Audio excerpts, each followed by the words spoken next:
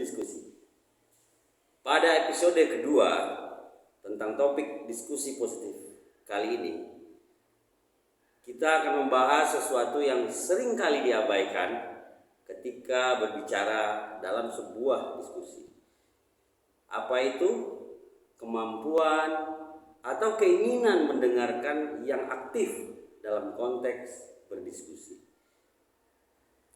Apa itu mendengarkan yang aktif? Tentu hal yang bukan sekedar mendengarkan untuk menunggu giliran bicara, yang kadang tak benar-benar mendengarkan lawan bicara kita.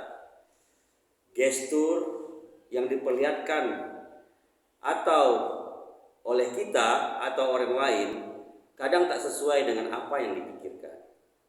Seringkali lebih banyak fokus atau berpikir terkait hal-hal yang ingin disampaikan setelah giliran tiba.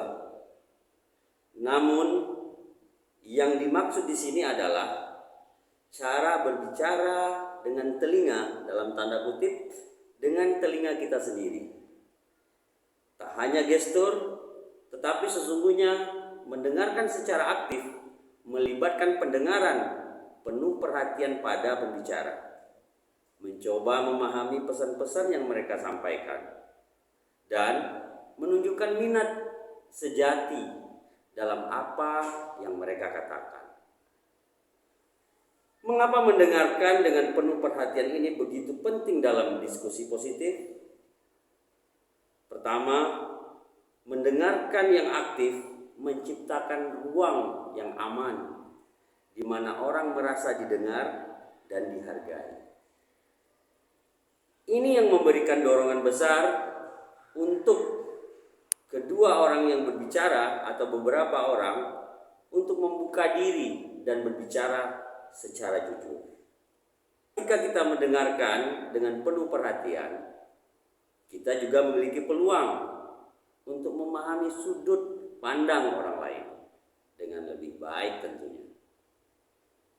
Kita mungkin tidak setuju, tetapi kita setidaknya dapat menghargai mengapa mereka berpikir seperti itu.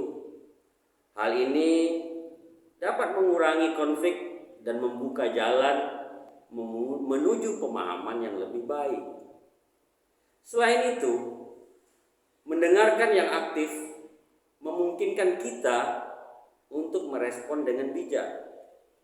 Ini berarti kita dapat memberikan tanggapan yang lebih baik, lebih relevan, dan lebih bermanfaat dalam diskusi.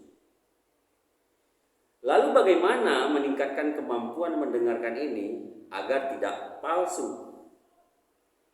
Meningkatkan kemampuan mendengar yang aktif memerlukan praktik dan kesadaran. Pertama, cobalah untuk benar-benar fokus pada pembicara. Yang pasti, matikan setiap gangguan atau hal-hal yang menyebabkan konsentrasi kita terdistraksi, seperti ponsel atau mungkin pikiran-pikiran yang melayang, seperti sisa-sisa pikiran aktivitas kita sebelumnya. Ini penting dilakukan sebelum dilakukannya sesi diskusi. Atau bisa saja kita terlalu emosi saat mendengarkan, saat seolah-olah seseorang menyerang kita. Kita merasa terserang, maka hal ini bisa saja menyebabkan kita cepat merasa marah dan mulai menunjukkan sikap defensif. Hal seperti inilah yang bisa menjadi faktor yang membuat seseorang berhenti untuk mendengarkan orang lain. Jika kita terlarut dalam alam bawah sadar masalah pribadi dengan pembicara, maka aktivitas mendengarkan tidak akan berjalan dengan efektif, karena kita diganggu dan dipenuhi oleh rasa emosi. Kemudian yang kedua, cobalah untuk mengajukan pertanyaan yang mendalam, atau bisa saja kita mengulang kembali apa yang dikatakan oleh pembicara untuk memastikan pemahaman atau mendorong diri untuk fokus mendengarkan. Ini akan menunjukkan bahwa Anda atau kita benar-benar peduli terhadap pembicaraan apa yang dibicarakan oleh si pembicara. Kemampuan untuk memahami apa yang dirasakan orang lain, melihat sesuatu dari sudut pandang orang lain, dan bahkan juga membayangkan jika diri sendiri berada di posisi orang lain tersebut. Dan dalam konsep kecerdasan majemuknya, menurut Howard Gardner, kecerdasan ini meliputi kecerdasan intrapersonal dan interpersonal. Bahwa intrapersonal merupakan bentuk komunikasi dengan diri sendiri. Secara sederhananya, bagaimana kita merefleksikan diri sendiri atas respon orang lain dan menyadari kekurangan dan melihat potensi diri sendiri. Sedangkan kecerdasan interpersonal adalah kemampuan dibutuhkan ketika kita akan berkomunikasi dengan orang lain. Secara sederhananya, bagaimana kita merasa dan berpikir lalu merespon orang lain. Keduanya, intrapersonal dan interpersonal, kuat melatih dengan melibatkan rasa empati. Untuk itu, jangan ragu untuk merespon secara empatik. Misalnya, kita bisa akan mengungkapkan kalimat, "Saya bisa memahami mengapa Anda merasa seperti itu."